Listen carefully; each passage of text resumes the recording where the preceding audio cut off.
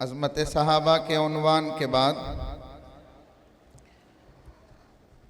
آج موجودہ زمانے میں پردے کی اہمیت جو روز مرہ ختم ہو رہی ہے، شریعت اسلام میں اس کی کیا ہدایات سنائی گئی، بتائی گئی، اس عنوان پر اپنی تقریر کو پیش کرنے کے لیے محمد ذبیح اللہ کو دعوت سخن دیتا ہوں، پردے کے عنوان پر اپنا بیان پیش کریں۔ وسلام علی عباده الذین اصطفى اما بعد فاعوذ باللہ من الشیطان الرجیم بسم اللہ الرحمن الرحیم یا ایہا النبی قل لأزواجک وبناتک ونساء المؤمنین یدنین علیہن من جلابیبہن۔ بے پردہ جو نظر آئی کل چند بیبیاں، بے پردہ جو نظر آئی کل چند بیبیاں، اکبر زمین میں غیرت قومی سے گڑ گیا۔ پوچھا جو ان سے آپ کا پردہ وہ کیا ہوا؟ کہنے لگی کہ عقل پہ مردوں کی پڑ گیا۔ محترم حضرات، میں نے قرآن کریم کی آیت کا ایک ٹکڑا آپ حضرات کے سامنے پڑھا، جس کے اندر نبی اکرم صلی اللہ علیہ وسلم کے بعد ہدایت کی گئی کہ اے نبی اپنی بیویوں اور اپنی بیٹیوں اور تمام مسلمان عورتوں کو اس بات کا حکم دیجئے کہ اپنے اوپر تھوڑی سی چادر لٹکا لیں، یعنی کلام اللہ شریف کی اس آیت میں پردے کا حکم نازل ہوا۔ قرآن پاک کے ایک دوسری آیت کا ٹکڑا ہے وَلْيَضْرِبْنَ بِخُمُرِهِنَّ عَلَى جُيُوبِهِنَّ کہ عورتیں اپنے اونیوں کو سینوں پر ڈال لیا کرے۔ اس آیت سے بھی پردے کی جانب اشارہ ہے۔ مگر دوستو، جب مذہب اسلام کے روشن ستاروں سے کفر و الحاد، بے غیرتی اور بے حیائی کی تاریکیاں ختم ہوئی، قرآن پاک کے عدل و انصاف سے باطل کے لہراتے جھنڈے گر پڑے، مظلوموں اور بے کسوں کو مساوات اور برابری کا درجہ ملا۔ خاص طور پر ان عورتوں کو جو ظلم و ستم کے چکی میں پس رہی تھی، اسلام نے ان کو ذلت و پستی کے غور سے نکال کر بلندی پر پہنچایا۔ ظہور اسلام سے لے کر صدیوں تک مسلمان عورتوں کی بڑائی کے گیت گائے جاتے رہے۔ اگر تاریخ کے اوراق کھولے جائے تو غیر مسلمان عورتوں پر مسلمان عورتوں کی فضیلت اور برتری دکھائی دے گی، لیکن دیکھتے ہی دیکھتے پوری دنیا میں شیطانی ڈنکے بجنے لگے۔ مسلمان عورتوں کو مکاری و عیاری کے پندھے میں پھنسانے کے ارادے ہونے لگے۔ مسلمان عورت کو اس کے گھر کی چار دیواری سے نکال کر شارع عام پر بدنام و رسوا کرنے کی انتھک کوشش کی گئی۔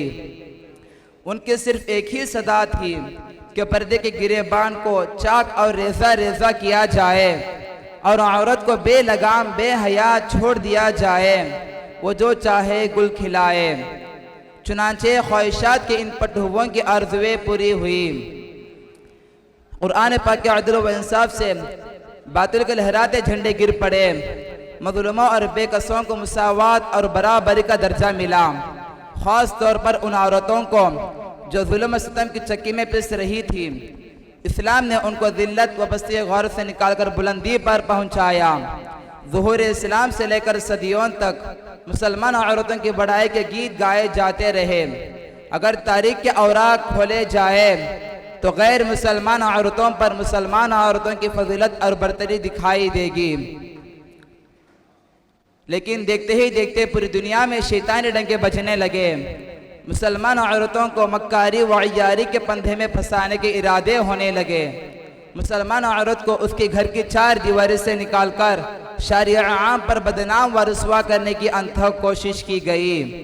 ان کی صرف ایک ہی صدا تھی کہ پردے کے گریبان کو چاک اور ریزہ ریزہ کیا جائے اور عورت کو بے لگام بے حیا چھوڑ دیا جائے، وہ جو چاہے گل کھلائے۔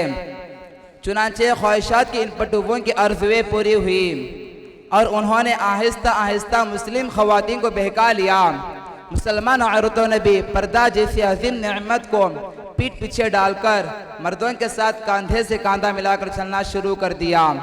پھر نہ پوچھئے کہ اسلامی معاشرہ کن کن خرابیوں سے دوچار ہوا، کتنی مصیبتوں اور آفتوں کا سامنا ہوا۔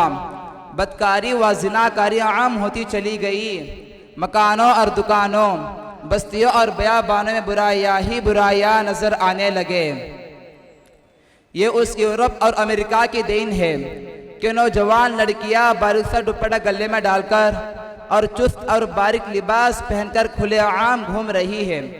میں اپنی ماں بہنوں سے کہنا چاہتا ہوں، ہماری کامیابی کفار و مشرکین اور عیسائیوں کے باتوں میں نہیں، بلکہ ہماری کامیابی و کامرانی خدا وحدہ لا شریک اور رسول اکرم صلی اللہ علیہ وسلم کے بتائے ہوئے طریقے اور اسلامی احکامات کے اندر ہے۔ اسلام کے پاسبانوں حضرت اسماء رضی اللہ عنہا حضرت عائشہ رضی اللہ عنہ کی بہن ہے اور نبی اکرم صلی اللہ علیہ وسلم کی سالی ہے۔ ایک بار باریک کپڑا پہن کر حضور کے سامنے آ گئی تو سرور کائنات نے نظر پھیر لی اور یہ ارشاد فرمایا کہ اے اسماء، جب عورت بالغ ہونے کی عمر کو پہنچ جائے تو اس کے جسم سے کچھ بھی دیکھنا جائز نہیں سوائے اس کے چہرے اور ہتھیلیوں کے۔ اس حدیث سے اس بات کا صاف پتہ چلتا ہے کہ باریک کپڑا پہننا بھی پردے کے خلاف ہے۔ اسی لیے رب ذوالجلال نے نہ صرف عورتوں کو بلکہ مردوں کو بھی نگاہ نیچے رکھنے کا حکم دیا ہے، جیسا کہ کلام پاک میں آیا ہے قُلْ لِلْمُؤْمِنِينَ يَغُضُّوا مِنْ أَبْصَارِهِمْ وَقُلْ لِلْمُؤْمِنَاتِ يَغْضُضْنَ مِنْ أَبْصَارِهِنَّ۔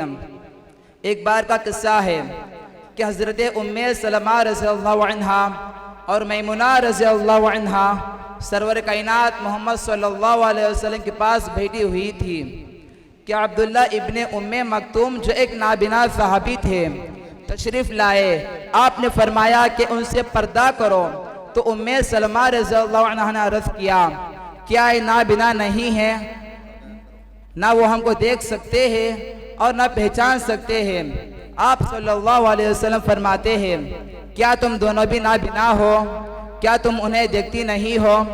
فخر موجودات محمد صلی اللہ علیہ وسلم کی ازواج مطہرات قیامت تک آنے والے مسلمانوں کی مائیں ہیں، ان کو بھی پردے کا حکم تھا، ان سے پردے کو ختم نہیں کیا گیا۔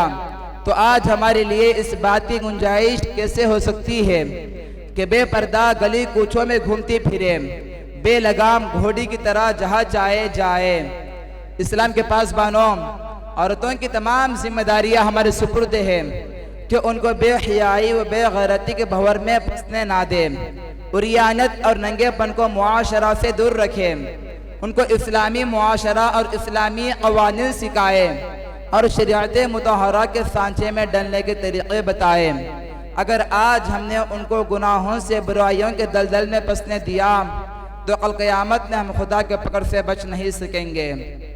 خدا وحدہ لا شریک سے دعا کرتا ہوں کہ وہ ہمیں اسلامی احکام اور اسلامی تعلیمات پر چلنے کی توفیق عطا فرمائے اور ہمارے معاشرہ کو اسلامی معاشرہ بنا دے۔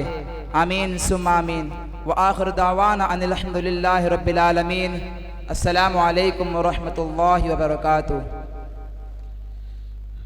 ماشاءاللہ، بڑے اچھے انداز میں طالب علم نے پردے کی نسبت پر قرآن اور حدیث کو ہمارے سامنے رکھا ہے۔ عزیزان گرامی، خواتین کے لیے، ہمارے لیے بھی یہ ہر بات بڑی سنہرے حروف سے لکھنے کے قابل ہے۔